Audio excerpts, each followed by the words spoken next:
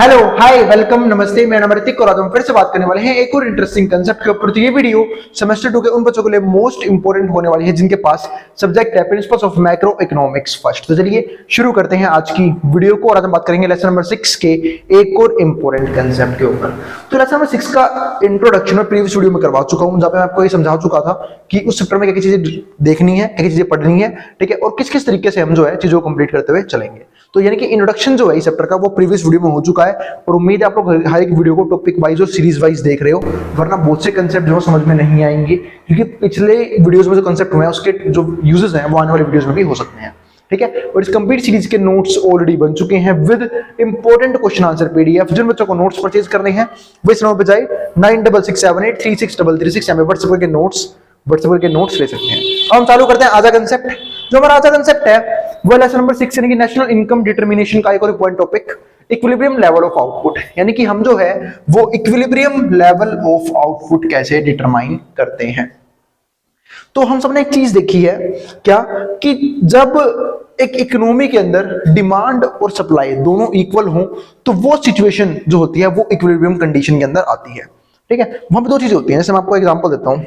Suppose करो फिलहाल के लिए तो मैं ऐसे ग्राफ बना रहा हूं, जैसे डिमांड हमारे पास ये होता है, सप्लाई हमारे पास ये होता है ना। जहां पे इसने काटा वो पॉइंट हमारे पास क्या है, इक्विलिब्रियम का पॉइंट बन जाता है। तो ये जो है ये ओपी, इसको हम बोलते हैं इक्विलिब्रियम प्राइस, और जो ये ओक्यू है क्या है, इक्विलिब्रियम लेवल ऑफ आउटपुट।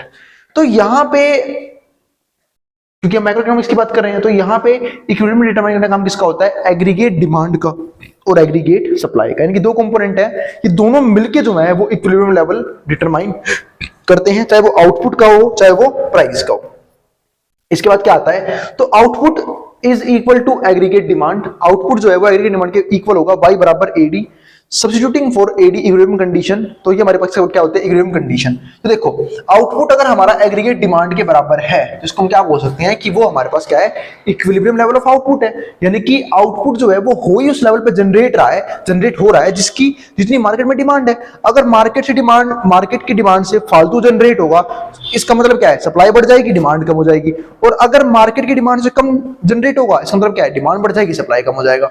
और दोनों ही केसेस में जो है हम कहां पहुंच जाएंगे, डिस इक्विलिब्रियम में पहुंच जाएंगे। लेकिन हमें कहां रीच करना है, इक्विलिब्रियम पे। इसका मतलब क्या है कि जो हमारा एग्रीगेट डिमांड है वो क्या होना चाहिए, आउटपुट के इक्वल होना चाहिए, यानी कि y बराबर एडी होना बहुत जरूरी है इक्विलिब्रियम के लिए। फॉर सब्स्टिट्यूटिंग फॉर एडी, तो हम एडी की जगह ये रख सकते हैं। हमने देखा था पिछली वीडियो में कि हम एडी का एक कंपोनेंट होता है, एडी का एक फॉर्मूला होता है, इसको क्या बोलते थे, ऑटोनोमस एक्सपेंडिचर, जिसमें हमारे बाकी अदर कंपोनेंट आते थे प्लस में सी वाई। तो हम यहां रख देंगे तो ये हमारा क्या हो जाएगा, एडी की वैल्यू ये भी सकती है। तो देखो जब y बराबर एडी है और एडी बराबर है इसकी, तो चाहे मैं एडी लिखूं चाहे ये लिखूं, बात तो एक ही है। तो मैंने एडी को उठाया, ये लिख दिया। तो y बराबर ए के ऊपर बार प्लस में सी वाई, ये हमारा क्या बन जाएगा, एक और इंपॉर्टेंट कंडीशन। अब यहां से y नोट की वैल्यू क्या आएगी, y नोट की वैल्यू होगी 1 अपॉन में 1 माइनस सी ए के ऊपर बार। Thus the equilibrium level of output is higher the larger marginal propensity to consume। तो मैं क्या कह सकते हैं कि जो इक्विलिब्रियम लेवल है किसी चीज का आउटपुट का वो ज्यादा है, higher the larger marginal propensity to consume C and the higher the level of autonomous spending। तो ये चीज होती है हमारे पास यहाँ पे। तो यहाँ पे एक फॉर्मूला क्या बना, y naught equals to 1 upon में 1 माइनस सी और ए के ऊपर बार, ये मल्टीप्लाई में रहेगा ए के ऊपर बार, और ये हमारे पास क्या है, ऑटोनोमस एक्सपेंडिचर।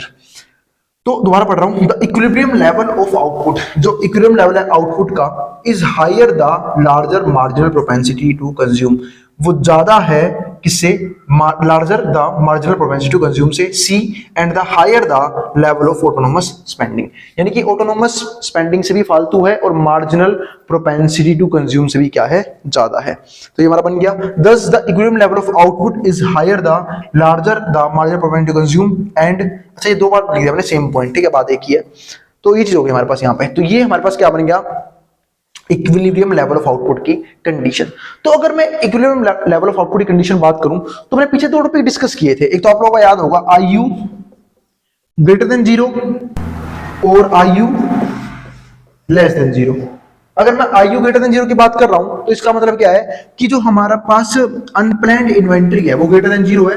और ये कब होता है, जब हमारे पास डिमांड कम हो इकोनॉमी के अंदर और सप्लाई क्या हो, सॉरी सप्लाई ज्यादा हो डिमांड कम हो, supply is greater than demand, तब होता है ये।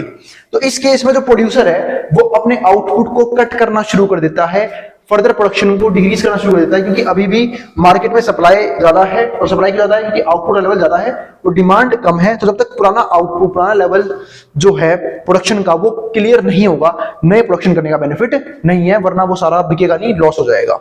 ठीक है, और आईयू लेस देन केस वो जब था जब डिमांड क्या हो, सप्लाई से कम हो। तो ऐसे इस केस में आईयू लेस देन यानी कि अनप्लैंड इन्वेंट्री लेस देन 0 होता है, और इस केस में जो प्रोड्यूसर है वो फर्दर प्रोडक्शन करने के लिए इन्वेस्टमेंट यूज करता है, नए पैसे लगाता है, ताकि वो मार्केट में जो भी डिमांड फुलफिल रह गई है, ठीक है, तो उसे फुलफिल कर सके। तो वो चीज थी यहाँ पे। तो वही सेम कंसेप्ट यहाँ पे भी है। तुमने यहाँ पे डिस्कस किया कि इक्विलिब्रियम लेवल ऑफ आउटपुट कौन सा होगा। और हाँ, एक बात और यहाँ पे, तो ये तो हमारा क्या हो गया मल्टीप्लाई में ऑटोनोमस एक्सपेंडिचर। ये जो है ना 1/(1 - C), ये हमारे पास क्या है मल्टीप्लायर, इन्वेस्टमेंट मल्टीप्लायर। ठीक है, और अगर मैं थोड़ा डीप में समझाऊं तो 1 में ये क्या है 1 - में MPC, ये MPC तो है, C हमारा क्या होता है MPC होता है, ये हमारा इन्वेस्टमेंट मल्टीप्लायर होता है, या तो आप इसको बोल रहे हो फिर इसको ऐसे भी तो 1 में MPS। क्योंकि 1 - MPC क्या होता है MPS, क्योंकि हम पुरानी वीडियो में पढ़ के आ चुके हैं क्या कि MPC यानी कि मार्जिनल प्रोपेंसिटी टू कंज्यूम, और MPS यानी कि मार्जिनल प्रोपेंसिटी टू सेव, दोनों का सम जो होता है वो 1 होता है। और अगर दोनों का सम 1 होता है तो चाहे या तो मैं 1 - MPC लिखूं, यानी कि 1 - MPC जो है वो MPS के इक्वल होता है फॉर्मूले के हिसाब से। तो ये लिखूं चाहे ये लिखूं, क्योंकि इसकी बात मैं ना अगली वीडियो बिल्कुल डीप में करूंगा, कि अगली वीडियो जो है वो इसलिए मैंने और कंटेंट नहीं डाला इस वीडियो के अंदर, क्योंकि अगली वीडियो इन्वेस्टमेंट मल्टीप्लायर के ऊपर है, जो काफी इंपॉर्टेंट वीडियो होगी और थोड़ी सी लेंथी भी होगी, जहां पे हम इन्वेस्टमेंट मल्टीप्लायर को डिस्कस करेंगे।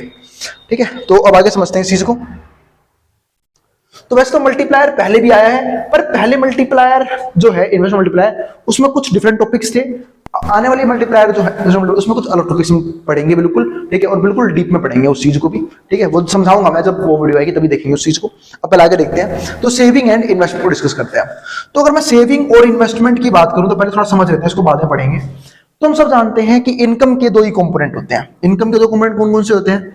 अगर किसी को की कोई इनकम है तो वो उस इनकम को खर्च करेगा, यानी कि हम कुछ पार्ट खर्च कर देते हैं उसका और कुछ पार्ट सेव कर लेते हैं। यानी कि सपोज करो किसी की इनकम मान लो 1 लाख रुपए मंथली है, अब वो इस 1 लाख में से 80,000 रुपए गुड्स एंड सर्विसेज कंज्यूम कर लेता है, और जब 80,000 रुपए गुड्स एंड सर्विस कंज्यूम कर लेता है तो बचे कितने 20,000 रुपए तो बचे। ठीक है, तो यानी कि मैं कह सकता हूँ जो 1 लाख है वो क्या है कंजप्शन 80,000 और सेविंग 20,000 दोनों को मिला के है ना।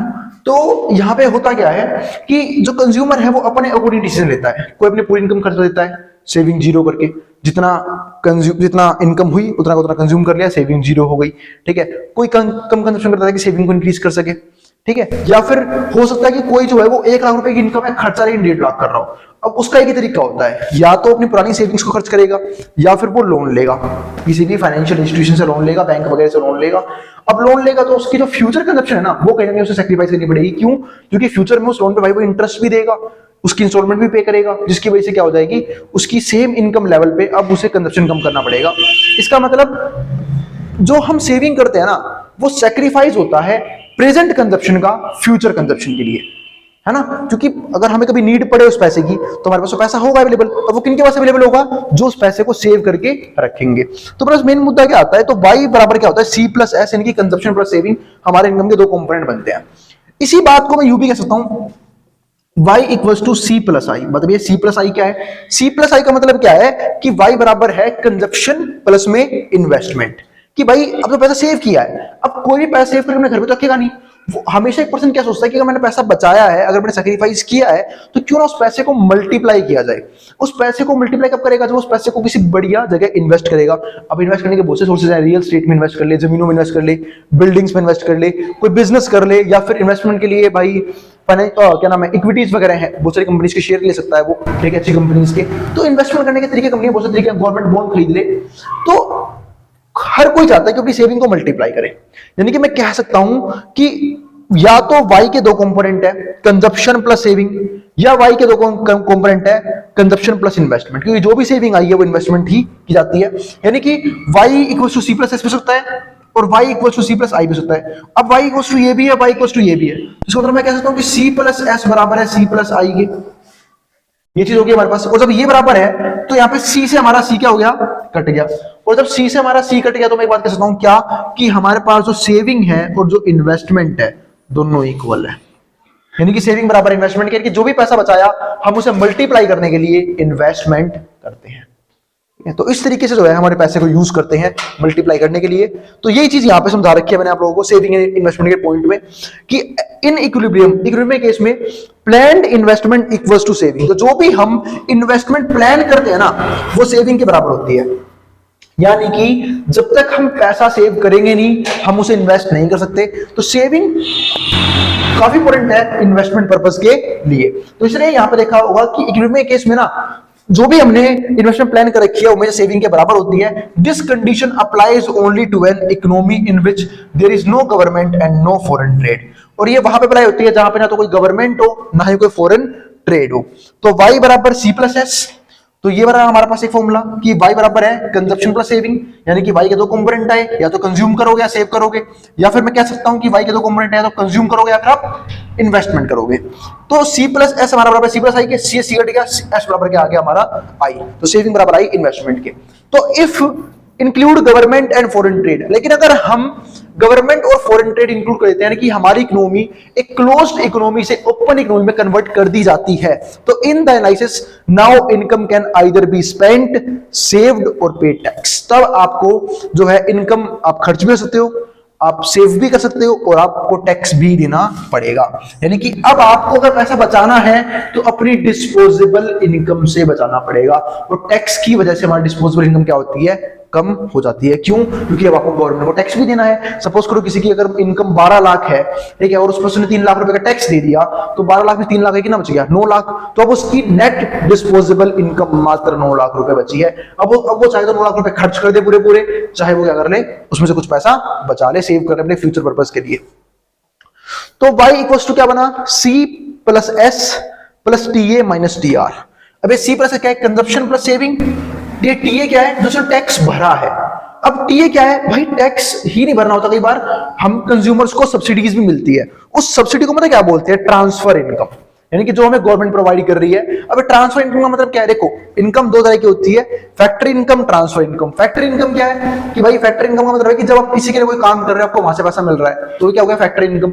लेकिन जब कोई इनकम फ्री में आपको प्रोवाइड कर दे तो उसमें क्या बोलते हैं, ट्रांसफर इनकम बोलते हैं। फॉर एग्जाम्पल आप मामा जी के घर जाओ, ठीक है, वहां जाते ही आपको निकलते ही भाई मामा जी ने बिल्कुल मस्त कर दिया, भाई पेटीएम कर दे 500 रुपए, आपका बिल्कुल दिल बिल्कुल क्या हो गया, राजी हो गया, बिल्कुल खुश हो गया आप, है ना। तो वो क्या होती है, वो ट्रांसफर इनकम होती है, कुछ किया थोड़ी ना आपने उसके लिए, ठीक है, कि कुछ किया नहीं और फिर पैसे ही मिल गए आपको, तो वो चीज, ठीक है।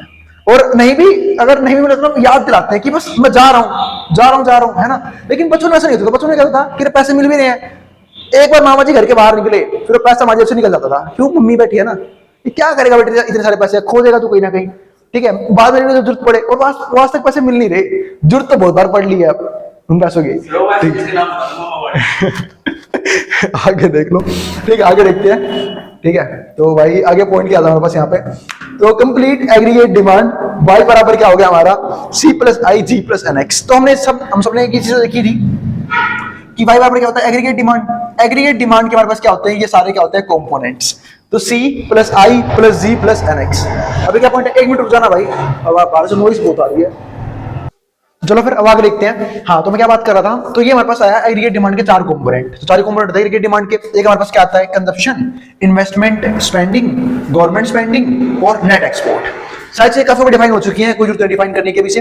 अब आगे देखते हैं। अब ये हमारे 4 कंपोनेंट c प्लस आई प्लस जी प्लस एन एक्स, इसको मैं लिख देते हैं c plus S plus T A minus T are. यानी कि देखो सेम बाई कंपोनेंट ऊपर वाले भी हैं, सेम बाई कंपोनेंट नीचे वाले भी, तो दोनों को हमने इक्वेट कर लिया यहाँ पे। तो यहां से जो हमारी इन्वेस्टमेंट की वैल्यू आई है वो क्या आई है, s प्लस में T A minus T R minus G minus N X. जो कैसे आई है वो यहां समझ लो। जैसे मान लो कि भाई दोनों को इक्वेट कर लिया आप लोगों ने, आई को यहाँ पे छोड़ दिया, बाकी सारी वैल्यू को वहां भेज दो, बस मैथ की सिंपल सी वैल्यूज है। सी वहां भेज दिया हमने, जी वहां भेज दिया और एन एक्स वहां भेज दिया, वहां जाके सब माइनस के हो गए, ये हमारे पास आंसर आ गया।